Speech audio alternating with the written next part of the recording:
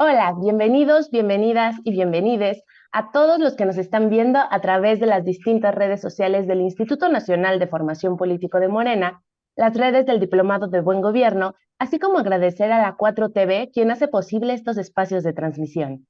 Recordarles que el objetivo del eje de capacitaciones es identificar experiencias de buen gobierno en los ámbitos estatal y federal, así como del ámbito nuestroamericano con la participación de personas protagonistas de la transformación de estos ámbitos de gobierno para que la comunidad de nuestras personas diplomantes reciban formación técnica y política. También recordar que debemos profundizar en la construcción de un nuevo modelo de gobierno basado en los principios del humanismo mexicano, es decir, la consigna de transformar el servicio público en servicio popular.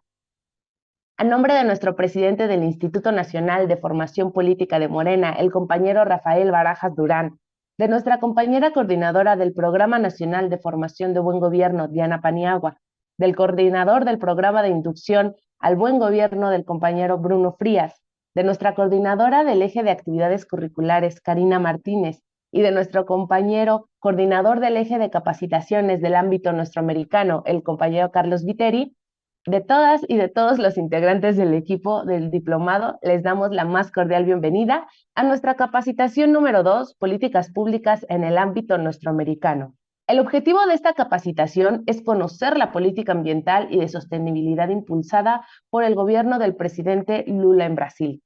El día de hoy tenemos el placer de presentar dos ponencias. La primera de ellas lleva por título Políticas Sociales Prioritarias impulsadas por el gobierno del presidente Gustavo Petro en Colombia, a cargo de la maestra Paola Hurtado Sánchez, jefa de la Oficina de Saberes y Conocimientos Estratégicos del Ministerio de Igualdad y Equidad Social en Colombia. La compañera es feminista, se formó como economista y tiene estudios de maestría en geografía. Lleva más de 10 años trabajando en investigación situacional y de política pública en materia de desplazamiento forzado, despojo de tierras, derechos territoriales y violencia de género, tanto dentro como fuera del conflicto armado. También ha trabajado en el diagnóstico y mediación de normas sociales y factores culturales. Se especializa en gestión de información y diagnóstico, lo que incluye procesos de recolección de información en terreno, utilizando metodologías participativas, incluyentes y respetuosas de los contextos. Además, cuenta con experiencia en procesos de formación no formal, así como en ejercicios de sensibilización y facilitación del diálogo intelectual e interétnico en derechos humanos, perdón, intercultural, política pública y sistemas de información, entre otros.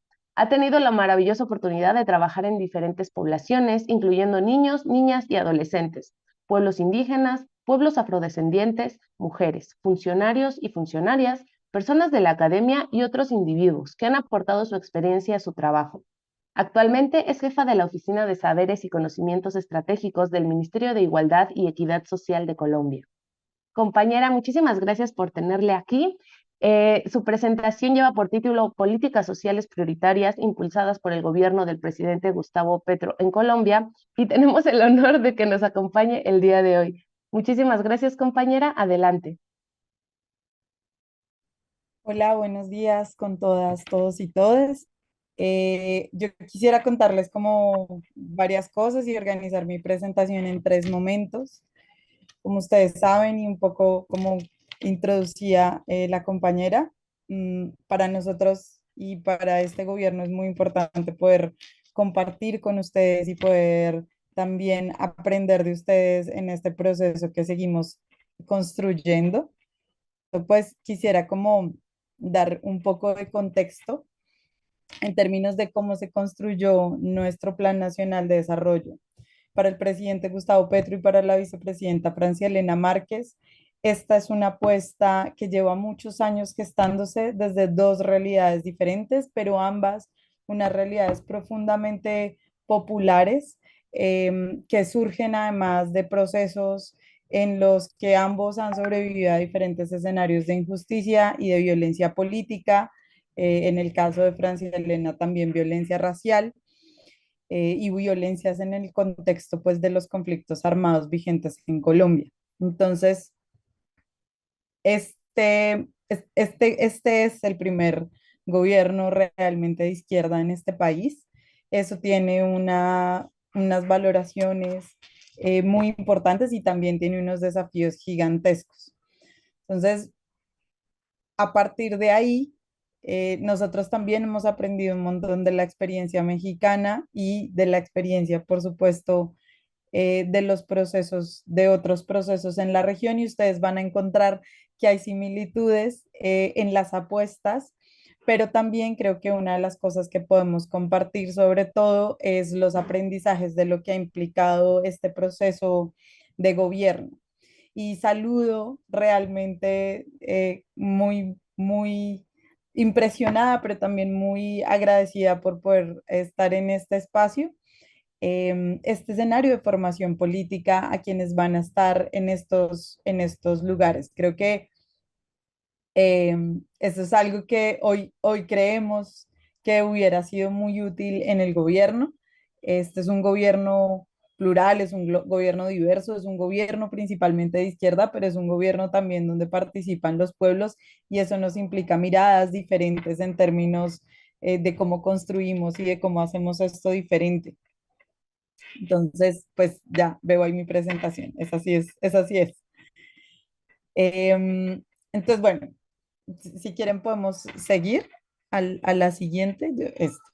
Entonces, el arco central del Plan Nacional de Desarrollo y de toda la política de gobierno de este gobierno es la vida en el centro.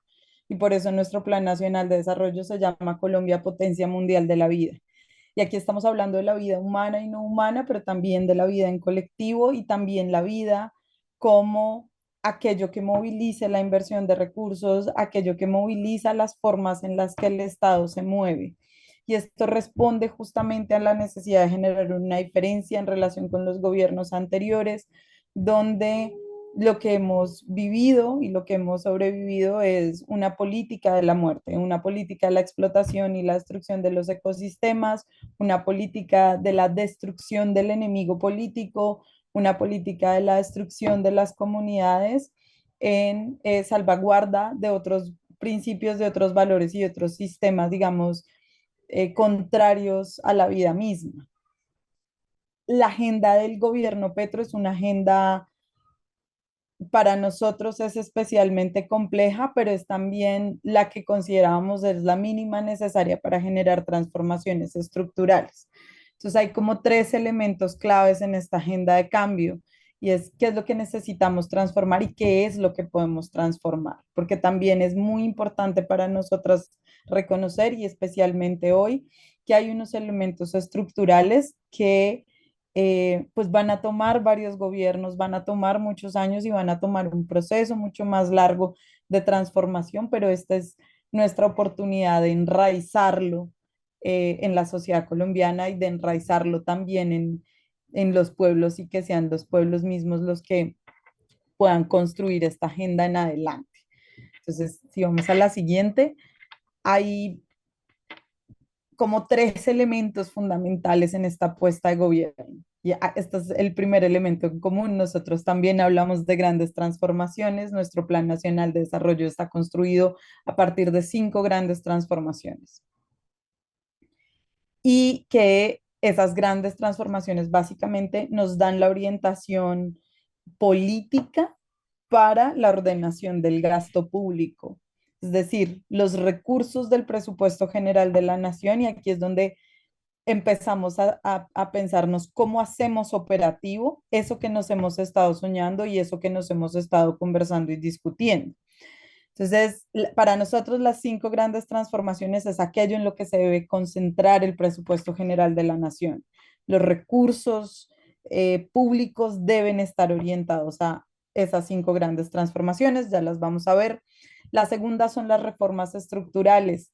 Y el desafío de las reformas estructurales es que para las reformas estructurales no solamente se requiere el gobierno, sino que se requiere un ejercicio de Estado. Y aquí también, pues nos gustaría como compartirles algunas de las cosas que hemos aprendido. La forma en la que está organizado el poder público en Colombia es a partir de 3 ramas. em, y tenemos la rama judicial, ¿cierto? Donde están las cortes, el ejecutivo, ¿cierto? Presidido por el presidente justamente y donde están, digamos, todos los ministerios. Y por el otro lado tenemos la rama legislativa, que es el Congreso, con las dos cámaras, la Cámara y el Senado. Y como ustedes saben, pues este gobierno sí es un hito muy importante, pero nosotros como gobierno no tenemos mayoría en el Senado y las cortes y un poco sí, los órganos de justicia tienen unas formas en las que cambia, en teoría, digamos, en la lógica de nuestra constitución para generar pesos y contrapesos, pero ¿qué significa que es el gobierno anterior quien te pone los jueces en los tribunales, en los altos tribunales? ¿Mm? En la medida en la que esto es un hito en Colombia y nunca habíamos tenido un gobierno de izquierda, pues nunca en realidad se había valorado esa noción de pesos y contrapesos, en tanto habían sido un conjunto de sujetos que siempre han ostentado el poder y la ordenación un poco del Estado, y eso creo que en términos de ciencia política y en términos sociológicos y en términos antropológicos ha sido muy interesante. Para nosotros ha implicado unos esfuerzos mucho más grandes, pero que también, digamos, lo sabíamos y estábamos preparados para ello. Porque son dos visiones de país diferentes. Entonces, la segunda son las reformas estructurales y siempre se pensó como el legado en términos de la política de Estado. Es decir, estas reformas estructurales sabemos que son aquello que no se va a lograr necesariamente en un corto plazo, pero que sí se requiere para desmontar esos sistemas de opresión y exclusión que han generado pues, las profundas desigualdades en Colombia. Y el tercer elemento grande que uno podría pensarse que es transversal, porque sin las dos anteriores no llegamos a eso, es la agenda por la igualdad y la equidad. Y esto es en realidad una apuesta de transformación de la función pública, de la institucionalidad pública, ¿cierto? Y es una agenda pensando en cómo cambiamos el cómo se hacen las cosas desde el Estado. Entonces, esos son como los tres bloques. Yo, por supuesto, hago parte del Ministerio de Igualdad y Equidad. Con toda certeza me voy a concentrar mucho más en la última parte, pero sí quisiera como contarles porque están encadenadas, es decir, el ministerio eh, como instrumento de política responde justamente a estos dos elementos anteriores. Entonces, ya podemos cambiar a la siguiente. Entonces, estas son las cinco grandes transformaciones. La primera es el ordenamiento del territorio alrededor del agua. Y esto es muy importante porque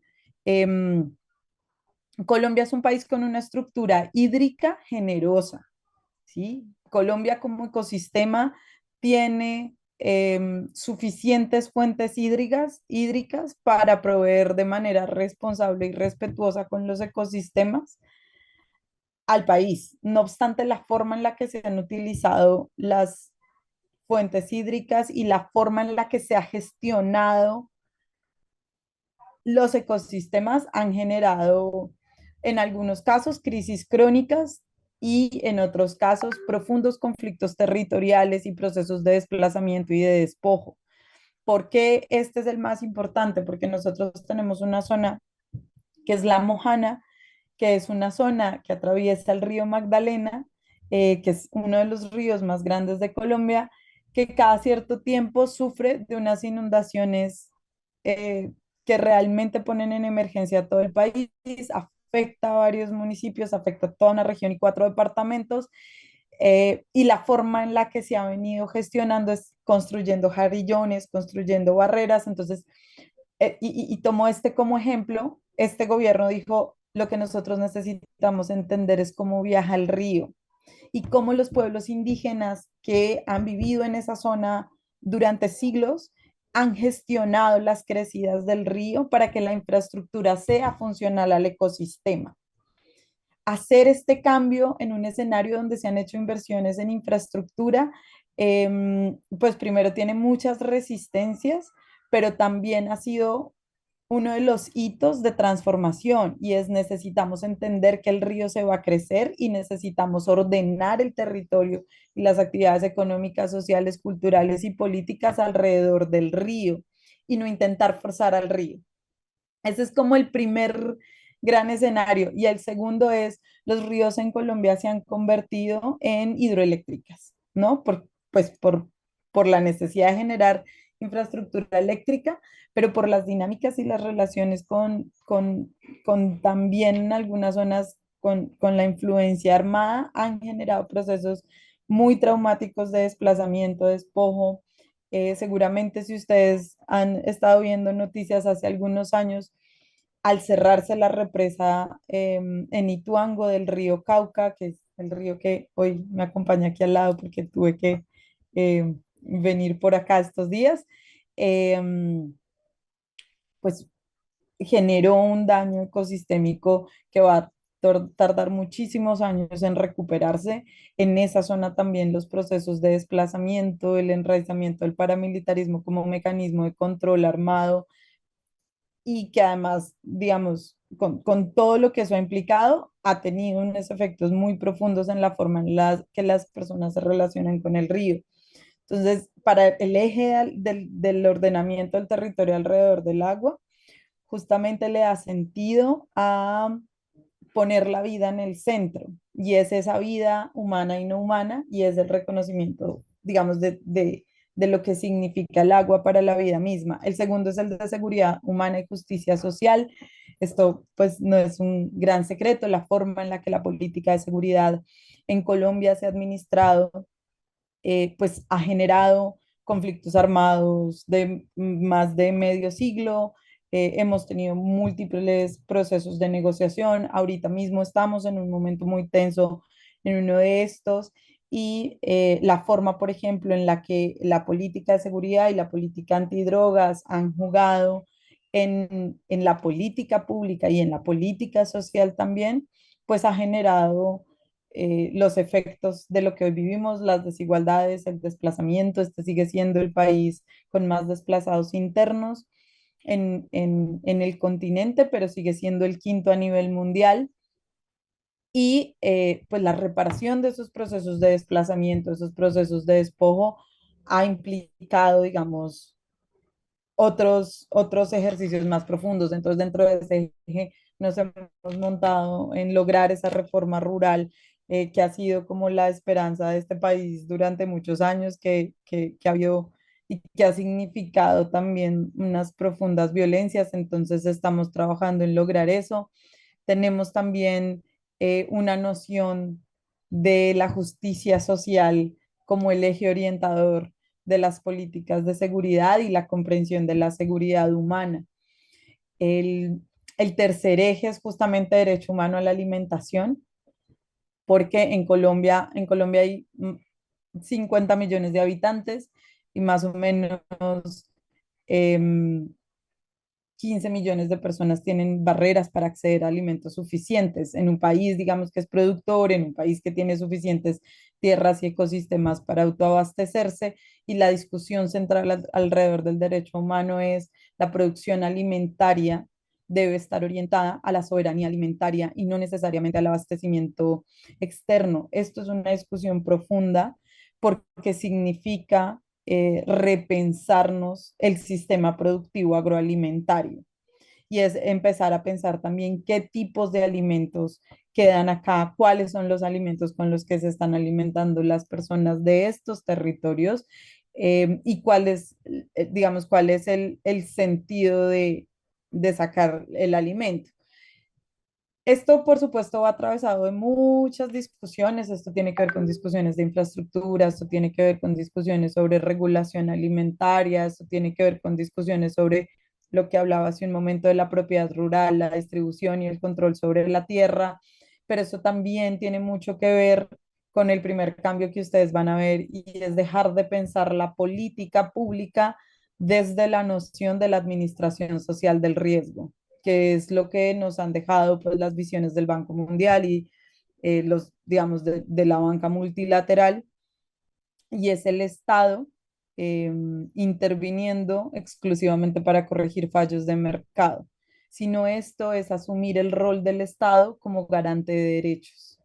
Y esa es una discusión que en la práctica implica unas lógicas de priorización completamente diferentes. Yo no voy a priorizar los indicadores macroeconómicos sobre la garantía de derechos. No obstante, al país lo van a seguir midiendo con los indicadores macroeconómicos. Entonces, pensarnos en esa otra lógica va a ser bien complejo. En este escenario ya creamos el Sistema Nacional para la Garantía Progresiva del Derecho Humano a la Alimentación, que también se territorializa. Esta es una de las tareas del Ministerio de Igualdad y Equidad en la que hemos estado muy metidos desde el día uno. Y alrededor de ese programa, alrededor de ese sistema, hemos creado 4 programas. Zonas de recuperación nutricional, que es básicamente recuperar las prácticas alimentarias perdidas, tanto en términos de producción como de consumo. El programa Hambre Cero, que es un programa mucho más integral en términos de fortalecer los sistemas productivos y los sistemas de abastecimiento, y ya vamos a ver un poco esto cómo se conecta con las desigualdades, y los programas de alimentación escolar, el Plan Nacional Decenal de Lactancia Materna de Alimentación Complementaria, que al final, digamos, se van engranando en el marco del sistema como programas complementarios que le aportan a lograr la soberanía alimentaria para garantizar el derecho humano a la alimentación.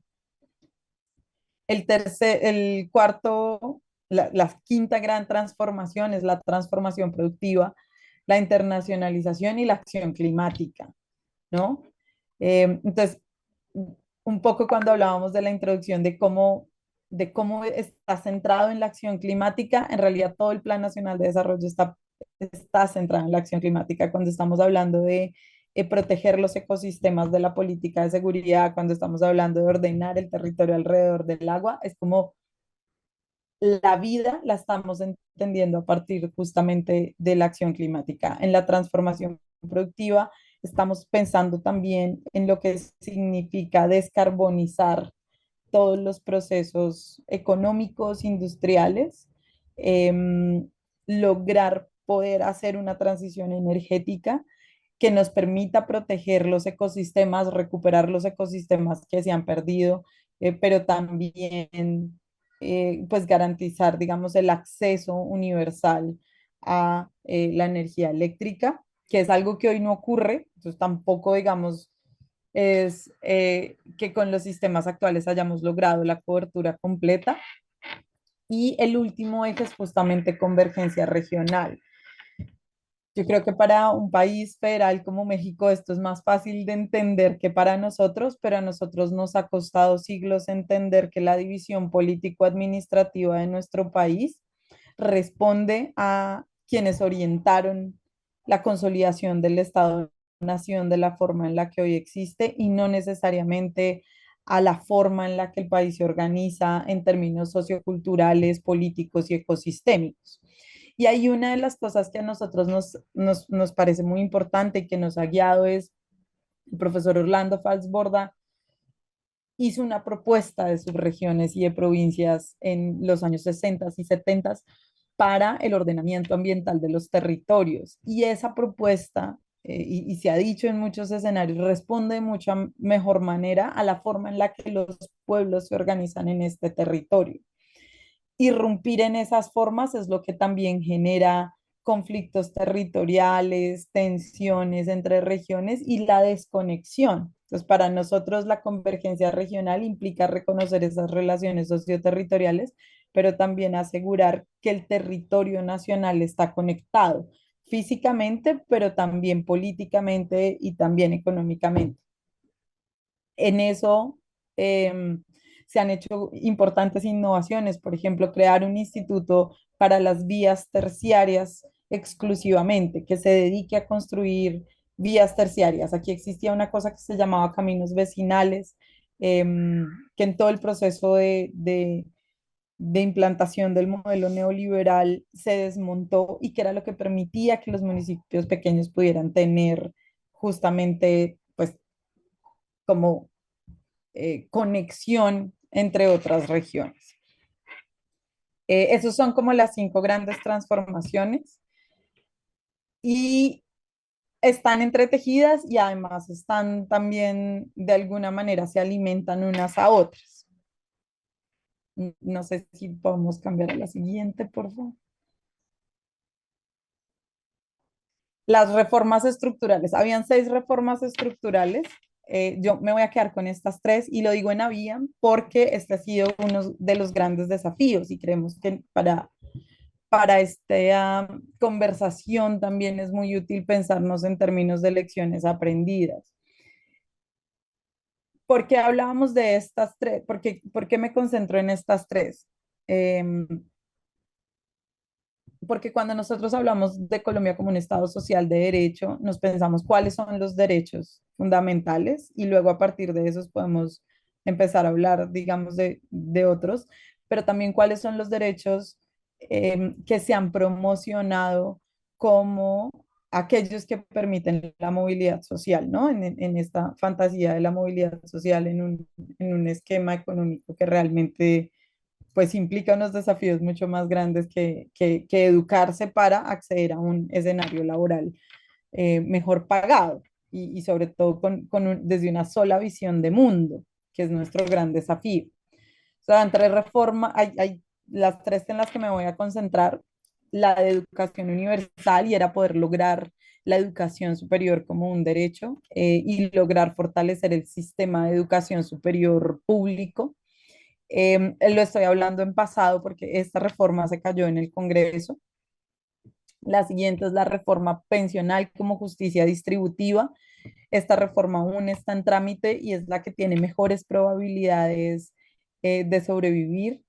Y se los digo, digamos, también con las reflexiones de lo que eso ha implicado, ¿no?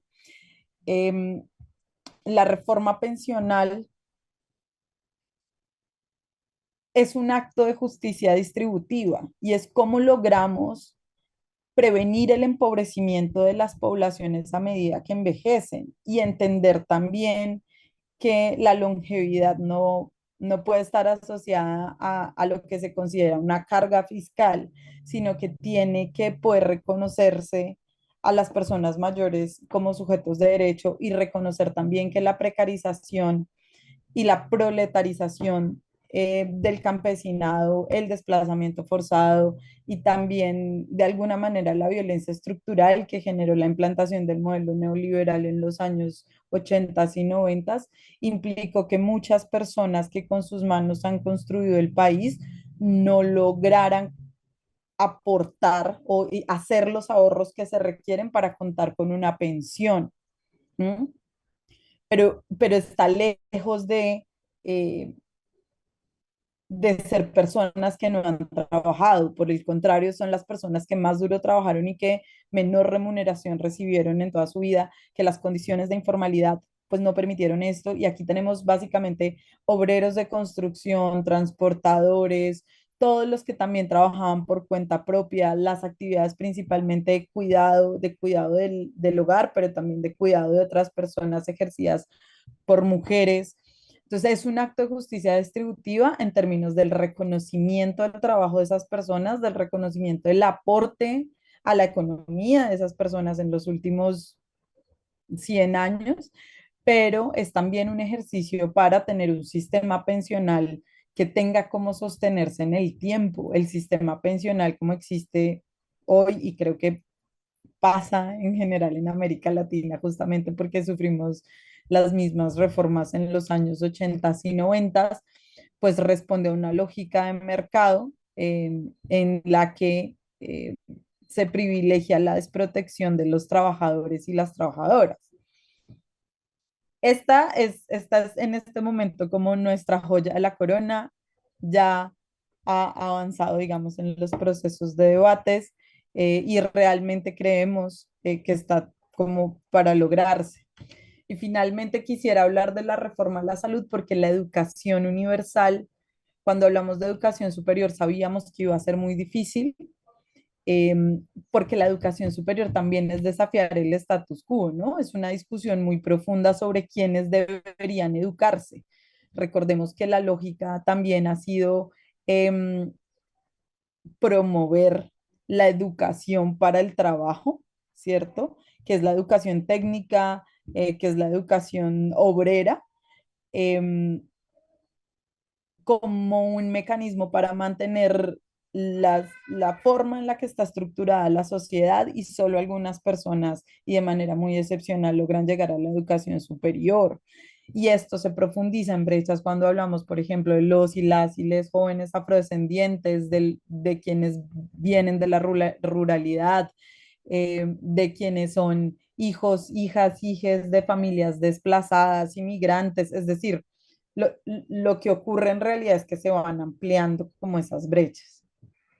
Entonces, para nosotros la educación universal era finalmente, si el paradigma y si el acuerdo nacional que tenemos es la movilidad social, necesitamos garantizar los medios para eso y la educación es fundamental, pero no solamente a nivel individual, sino para lograr que el país se mueva a otro lugar, para lograr también, por ejemplo, la soberanía industrial, la soberanía tecnológica, la soberanía nacional en términos em, de, de tener los talentos que se requieren aquí adentro y también de evitar la fuga de talentos.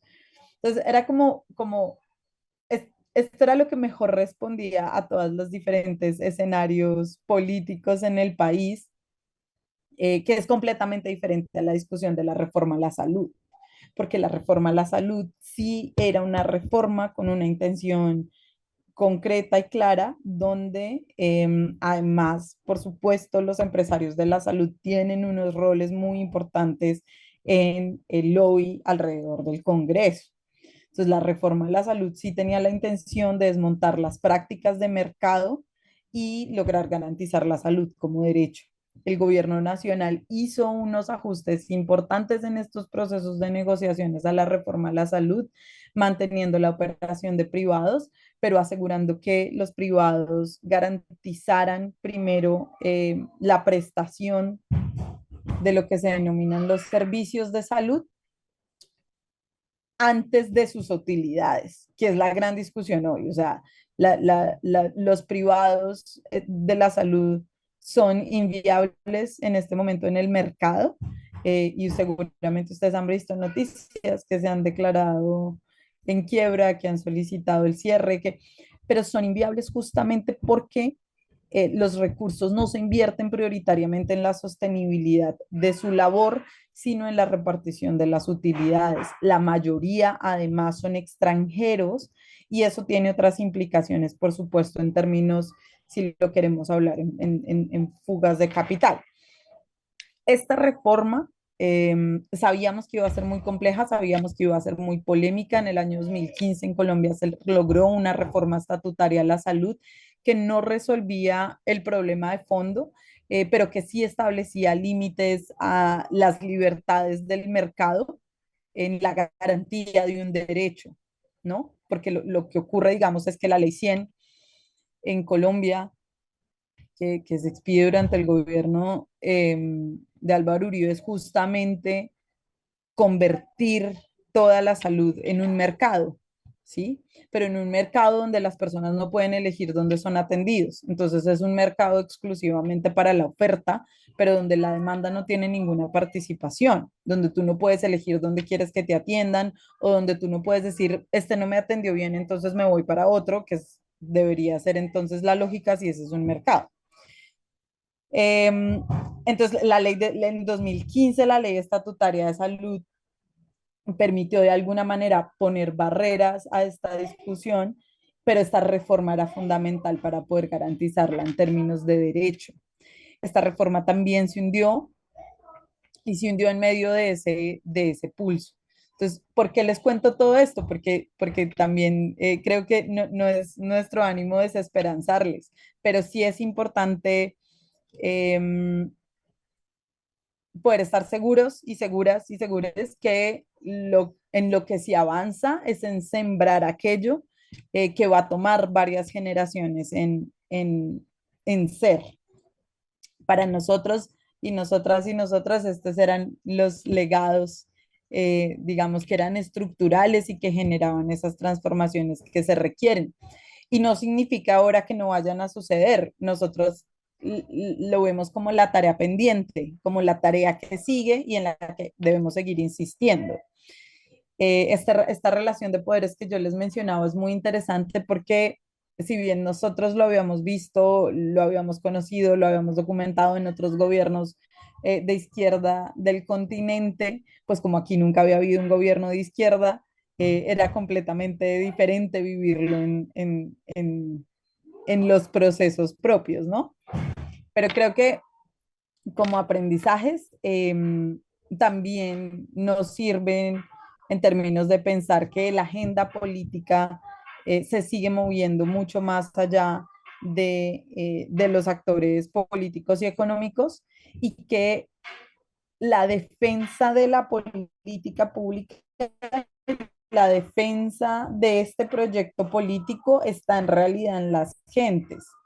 ¿Sí? Y depende de las gentes que este proyecto político tenga un futuro, continúe y avance. Y eso, y de ahí que a nosotros nos parece tan interesante este ejercicio de formación política, porque de alguna manera, digamos, esas continuaciones.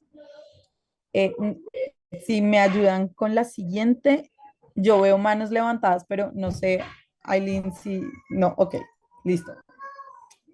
La tercer, sí, el tercer gran bloque es justamente la agenda por la igualdad y la equidad. Y esta es una agenda, como ustedes saben, el presidente y la vicepresidenta Francia, ambos, digamos, venían por un proyecto político de izquierda, pero es un proyecto que se junta en el pacto histórico como una alianza estratégica en la que nos vamos por esas transformaciones. Y este ejercicio es justamente eso, la agenda por la igualdad y la equidad es la bandera, es uno de los cuatro legados junto con el reconocimiento del Pacífico como territorio y junto con el avance en la erradicación del racismo y la discriminación racial, que en Colombia es muy compleja, sigue siendo muy soterrada, pero que tiene unos efectos materiales muy violentos también. Esta agenda de la igualdad y la equidad reúne un poco esos elementos. Entonces, cuando ustedes ven nuestro Plan Nacional de Desarrollo, tiene esas dos partes. Uno es las 5 grandes transformaciones, en la que también nos inspiramos, por supuesto, en los procesos mexicanos, pero también tiene una parte que se llama los actores diferenciales por el cambio y es el reconocimiento de estas poblaciones que han sido históricamente discriminadas, históricamente excluidas y que tienen más barreras de acceso a derechos. Entonces, esta agenda se reconoce en esos 3 elementos o se enmarcan esos 3 elementos. El reconocimiento de esos actores diferenciales, y aquí estamos hablando de las mujeres, estamos hablando de las mujeres en todas sus diversidades. Estamos hablando de los pueblos negros, afrodescendientes, raizales, palenqueros, indígenas, rom. Estamos hablando de la población con discapacidad, estamos hablando de la población LGBTIQ+, estamos hablando de las juventudes y especialmente de las juventudes populares, eh, que terminan siendo los sujetos de atención del Ministerio de Igualdad. Entonces acá viene el segundo elemento y es creemos una institución para desmontar las desigualdades. Entonces la gran discusión es, pero era necesario crear una institución, pero ya tenías otros ministerios, pero claro, pero la forma en la que el Estado está organizado lo que ha permitido es la reproducción y la ampliación de estas brechas de desigualdad. Y ahorita lo vamos a ver con más detalle. Y la última parte justamente es cómo le damos a esta institución un ecosistema institucional que permita soportar esas transformaciones y que permita que no solamente el Ministerio de Igualdad y Equidad avance en la superación de brechas, sino que toda la estructura de gobierno pueda avanzar en ese sentido. Y aquí me voy a enfocar un poquito en darles el contexto porque nos fuimos por la discusión de la igualdad y la equidad. Entonces, no sé si podemos ir a la siguiente. Entonces, esto, esto para nosotros es muy triste, pero es también muy bonito. Colombia es el país más desigual de América Latina, según la última recopilación de datos del Banco Mundial. ¿Sí? Eso es muy importante.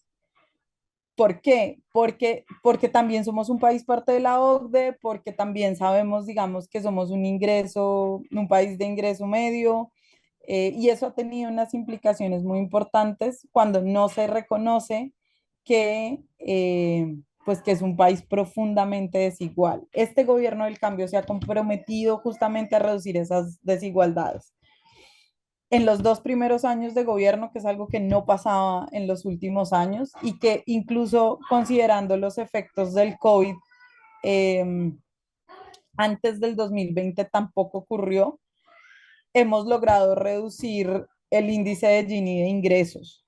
¿Sí? Y eso ha sido alrededor del reconocimiento de la economía popular, de acciones concretas que permitan la contratación de las instituciones públicas con actores de la economía popular, que son informales, que son pequeños, que las grandes aseguradoras no les generan pólizas, ¿cierto? Y eso hace parte de, pues, de toda esta política de gobierno, pero hace parte también de este Plan Nacional de Desarrollo. Eh, y entender, digamos, que cómo operan las desigualdades en Colombia también nos lleva entonces a la necesidad de tener unas acciones diferenciadas. El Instituto de Estadística en Colombia, que ese es el DANE, el Departamento Nacional, el Departamento Administrativo Nacional de Estadística, eh, en los datos que siempre ha sacado y que hemos ido siempre viendo, pero que esta vez siendo gobierno tienen una responsabilidad política diferente. Eh, en los datos de la brecha de ingreso, por ejemplo, en Colombia, la brecha de género de ingresos es del 6%, es decir, los hombres ganan en general 6% más que las mujeres. Si uno compara con otros países de la región, no es tan amplio como en otros y uno podría ir diciendo en la medida en la que se ha ido reduciendo, hace 2 años era el 6,3, pues la agenda de género ha avanzado en el país. Pero cuando uno hace esa comparación, por ejemplo, de una forma interseccional y se piensa cuánto gana un hombre blanco mestizo más que una mujer negra afrodescendiente, la brecha pasa de 6% a 58%. Entonces estamos hablando de que mientras un hombre en promedio se gana 1.200.000 pesos colombianos, una mujer afrodescendiente puede ganarse 500.000. Este tipo de desigualdades y este tipo de brechas es las que estamos intentando desmontar y desde esta mirada, ¿no? Entonces no es solamente reducir la pobreza, sino es también reducir las brechas entre las poblaciones que han sido históricamente excluidas. De ahí, digamos, que se requiera un ministerio porque tenemos que pensarlo desde esa lógica.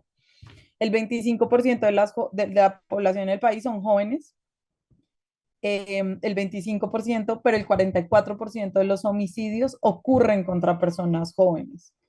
Entonces, esa es otra desproporción que para nosotros resulta justamente de esas desigualdades. Es un efecto desproporcionado en las juventudes, especialmente en las juventudes racializadas y empobrecidas. Y desmontar esto también requiere unas transformaciones culturales que nos permitan reconocer al otro desde la diferencia, desde una mirada no violenta.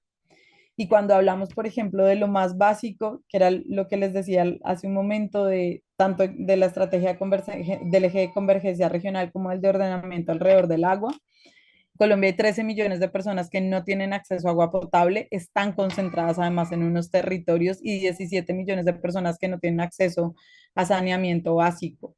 El cierre de estas brechas a nosotros nos implica 106 billones de pesos solo en territorios marginados y excluidos. Para que ustedes tengan una proporción de esto, el presupuesto anual del Ministerio de Igualdad y Equidad, que tiene la responsabilidad de cerrar esa brecha para todos los programas y todas las poblaciones, es 1,3 billones al año.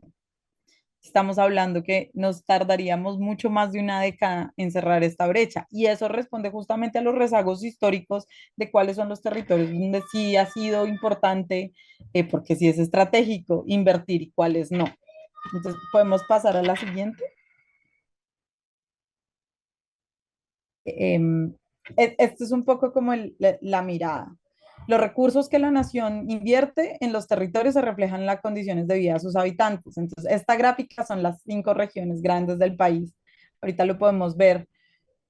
Igual al interior de las regiones los recursos no se distribuyen de la misma manera, pero la región andina es la región montañosa, es la región donde están las grandes ciudades, donde está Bogotá, donde está Medellín, ¿cierto? Esa es la región andina, la región de las montañas, donde se ha concentrado el poder político y el poder económico y pues donde se invierten en los últimos 10 años, se han invertido 136 billones de pesos. Pero cuando nosotros pensamos en un territorio, por ejemplo, como el territorio insular, que es San Andrés, Providencia y Santa Catalina, las islas que están en el Caribe, pues el presupuesto nacional que se ha invertido son 3.2 billones en ese mismo periodo. Y cuando hablamos de la Amazonía, que en términos de extensión territorial es mucho más amplio que la región andina, estamos hablando de 19 billones en los últimos años. Pero cuando comparamos eso, por ejemplo, con la esperanza de vida al nacer, es cuando vemos que la forma en la que los recursos se distribuyen sí tiene mucho que ver con la calidad de vida y la forma y las condiciones de dignidad en las que viven las personas. La región andina es la que mejor esperanza de vida tiene, incluso mayor que el promedio nacional, y es donde más recursos de la nación se invierten, ¿cierto? Y los territorios de la región Amazonía, ¿sí? Como Amazonas, como Baupés, pues tienen unas brechas bien amplias, ¿no? En la Amazonía el promedio de esperanza de vida son 71 años, cuando en la región andina son 77, estamos hablando de 6 años menos en el mismo país. Y cuando vamos a mirar cada uno de los departamentos, pues hay departamentos como Baupés, donde la esperanza de vida son 64 años. Entonces, entender la forma en la que la política pública tiene unos efectos en la vida material de las personas también es lo que nos ha permitido a nosotros diseñar una agenda de cambios materiales y concretos que hoy estamos implementando y que realmente esperamos que podamos dar cuenta de esas transformaciones, ¿sí? Que van a ser muy, muy concretas. Podemos ir a la siguiente. Mm, este es el mapa de lo mismo que les conté hace un momento. Entonces, lo que quería mostrarles es la región de la Amazonía, es la que está en la parte de abajo en amarillos y rojos, ¿cierto? Y la Orinoquía es la que está en rojo hacia este lado del mapa, no sé hacia dónde se ve. Y la región andina es la que ustedes ven principalmente en verde, sobre todo en el verde más oscuro. Em, que es justamente pues donde hay una mejor esperanza de vida al nacer. Territorios como Chocó, que es un territorio principalmente étnico, indígena y afrodescendiente, territorios como La Guajira, que también es un territorio principalmente étnico, pues son los territorios, además de la Amazonía, donde la esperanza de vida al nacer pues es mucho menor y es donde también menos recursos llegan, ¿no? Cuando uno hace la comparación, por ejemplo, con Bogotá, Baupés, el departamento del que hablábamos hace un momento, donde la esperanza de vida son 64 años, la diferencia entre Bogotá y Baupés son 15 años de vida menos. ¿Mm? Esos niveles de desigualdad realmente en términos de la dignidad humana son inaceptables. No puede determinar tanto el lugar donde naces a qué vas a tener acceso en la vida. Pero esto, digamos, es una profundización del anterior. Si vamos a la siguiente, porfa. Esto es un poco, estos son los mapas de esos correlatos, ¿no? Entonces, en el mapa en gris ustedes ven cuál es el país que está conectado en términos de vías y cuál es el país que no. Ustedes ven Chocó y el Pacífico en general desconectado y ven la Amazonía completamente desconectada. La conexión en realidad está en la región andina. ¿Mm? Em, y vamos a la siguiente. Estas son las poblaciones del ministerio, pero quisiera como saltármelas un poco porque estamos también en una parada. Esta ha sido la historia de creación del ministerio, que ha sido una locura, eh, porque ha sido montar, hace 100 años esto no ocurría en este país. El último ministerio que se creó de ceros fue el Ministerio de Industrias, que luego se convirtió en el Ministerio de Trabajo en 1923. Entonces, crear el ministerio ha sido todo un desafío, a la vez que hay que ir montando el barco mientras lo vamos pintando. Yo quisiera quería compartirles más bien como unas reflexiones frente a esto en términos de entender lo que implica tener una institucionalidad para esas transformaciones materiales, pero también la importancia de contar con ellas. Poder contar con una estructura administrativa que tenga una forma distinta a la burocracia de operar. Y eso no es sencillo y no es fácil transformar las estructuras del Estado. Entonces, contratar gente que viene de los territorios excluidos y marginados ha sido un desafío por el reconocimiento de esos saberes, por el acceso que han tenido a trabajos formales, por un montón de cosas, por la estructura misma del Estado.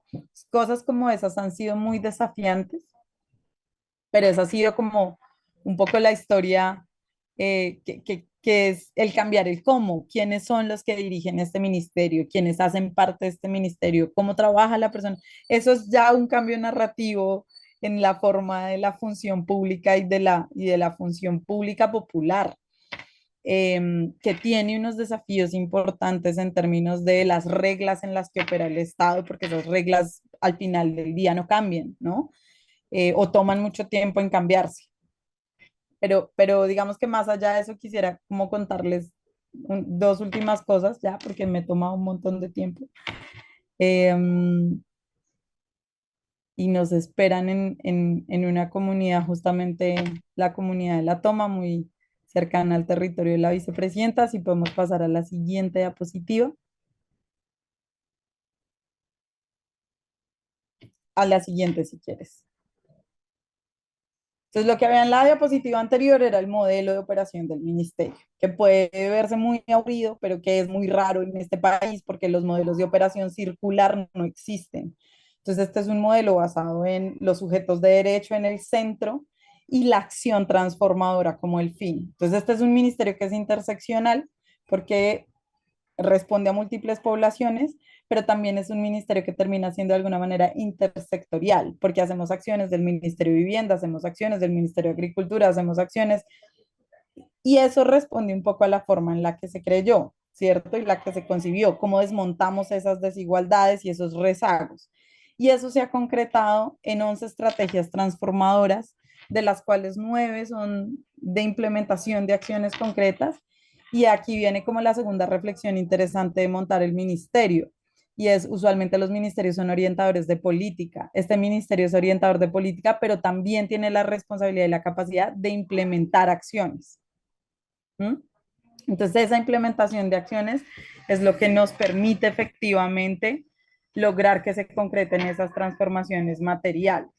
Muchísimas gracias, compañera, por su presentación. De verdad que ha sido bastante ilustrativa. Pues bien, compañeros, si les parece, vamos a apurarnos para tener tiempo de escuchar la mayor cantidad de preguntas posibles. Vamos a realizar bloques de 4 participaciones por bloque, en 2 minutos máximo por cada intervención, y le voy a pedir que comience el compañero Lucio Tepetla. Recordando que no va a ser necesario que levanten sus manitas, ya tenemos sus nombres mediante el formulario. Entonces pueden bajarlas quienes las tienen levantada, por favor. Adelante, compañero Lucio, 2 minutos. Hola, buenos días. Muchas gracias por la participación. Eh, una de las principales causas de querer intervenir es que aquí en el estado de Veracruz, como políticas sociales, se trató de implementar el diagnóstico participativo rural, que creo que tiene gran inspiración en la metodología colombiana, pero sí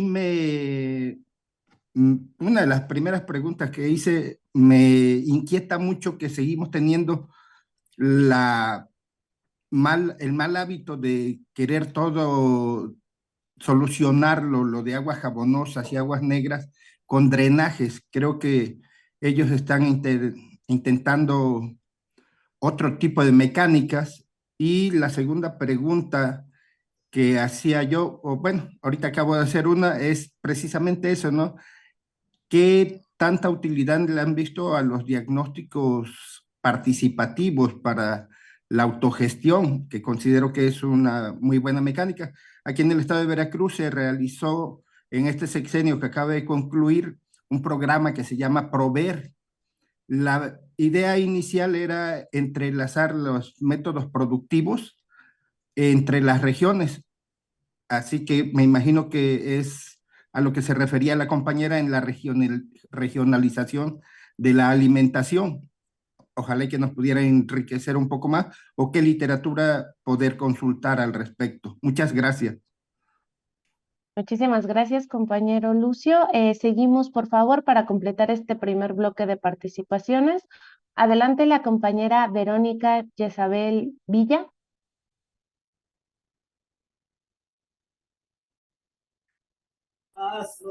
Buenos días. Yo lo que quiero saber Bueno, es cómo en Colombia motivar a los jóvenes para seguir estudiando medicina. Ya ve que dijeron que todo lo que era salud era como un corporativo exclusivo y nadie escogía a su médico. ¿Cómo le hicieron para que estos muchachos volvieran a ilusionarse con la carrera? Es lo que quisiera saber, los estudiantes. Muchísimas gracias, compañera. Continuamos, por favor, con el compañero Cosme González.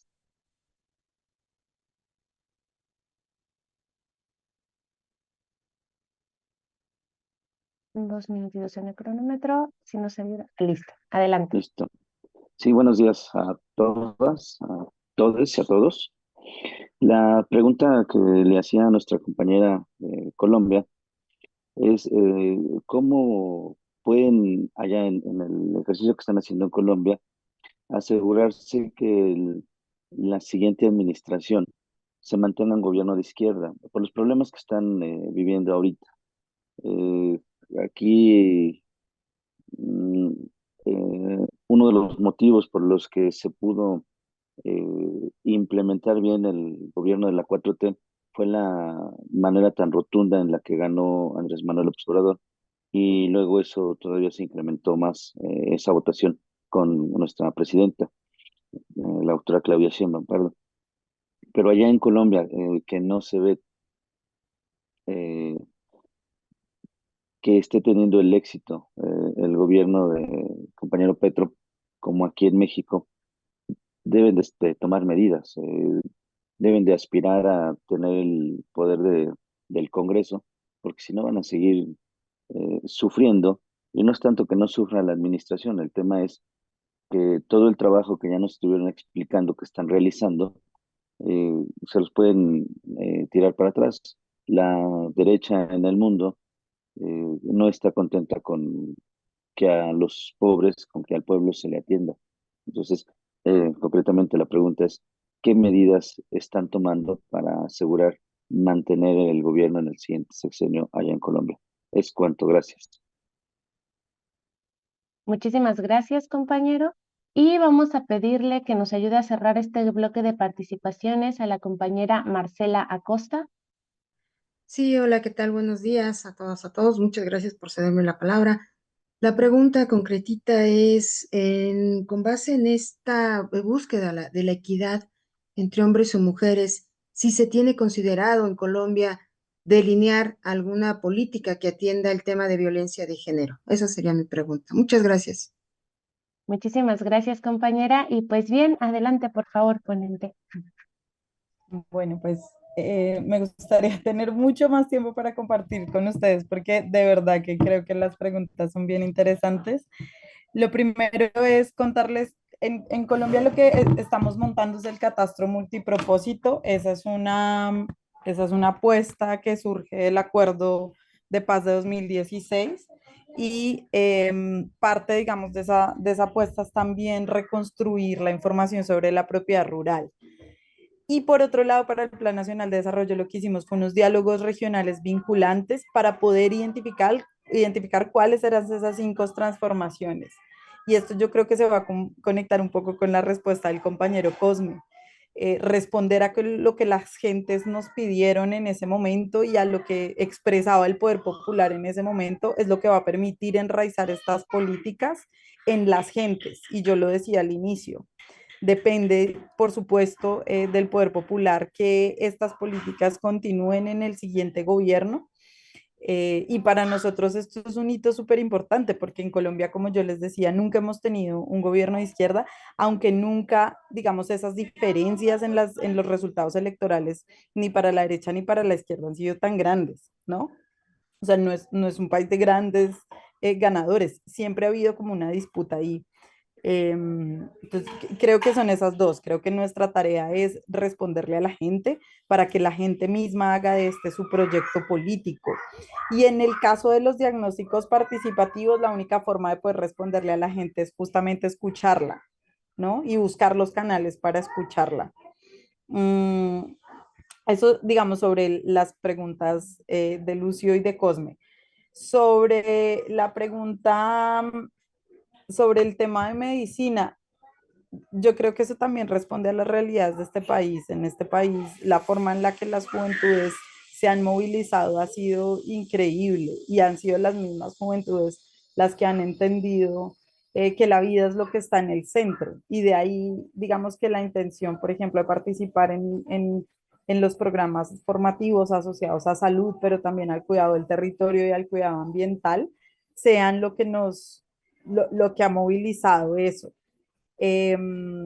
No es un escenario laboral fácil y lo que nos ocurre justamente es toda esta fuga de grandes talentos, es decir, que los jóvenes muchas veces estudian y se van.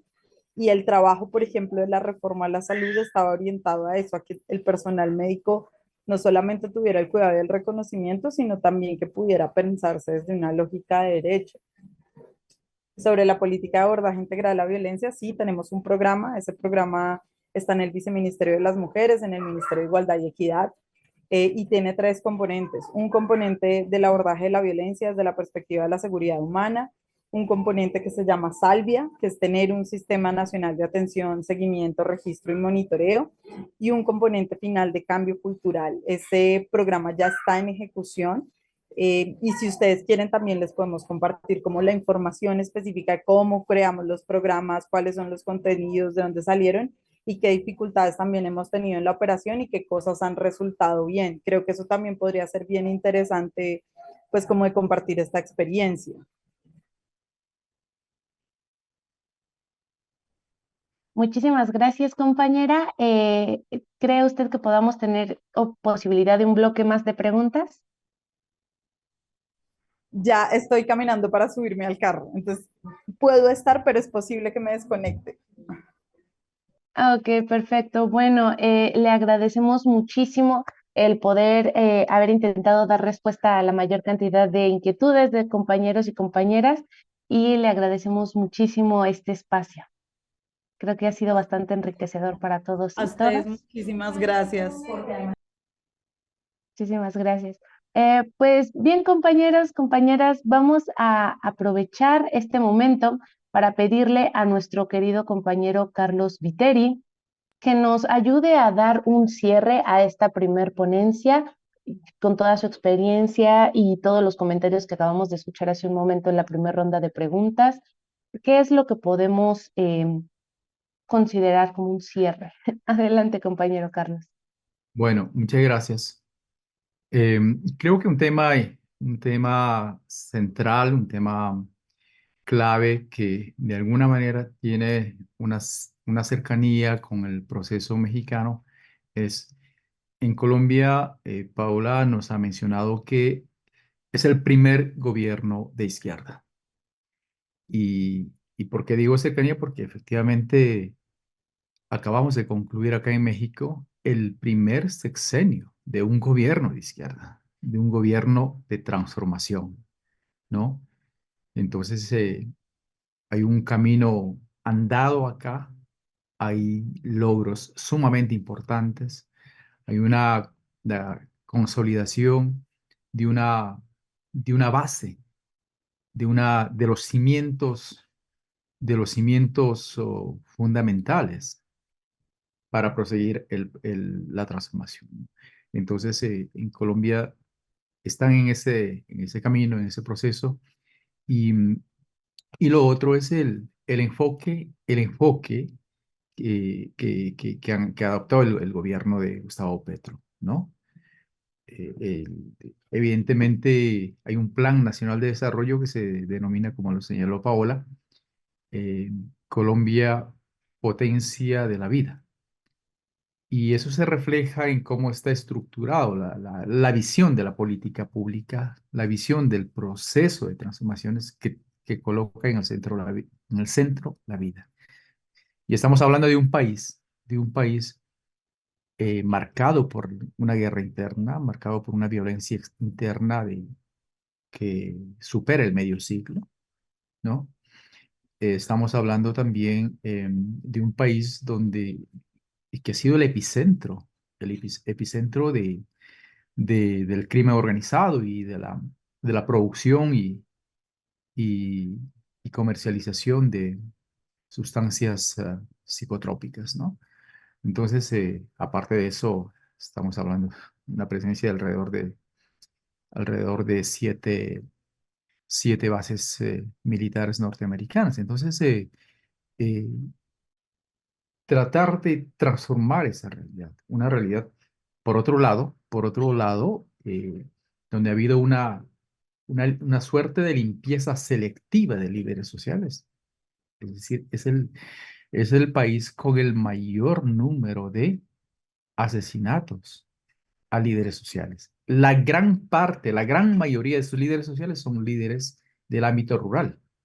La gran mayoría son líderes indígenas, líderes campesinos, ¿no? Eh, entonces, a partir de eso, iniciar una política de transformación, ¿no? Evidentemente, no podía no poner la vida en el centro.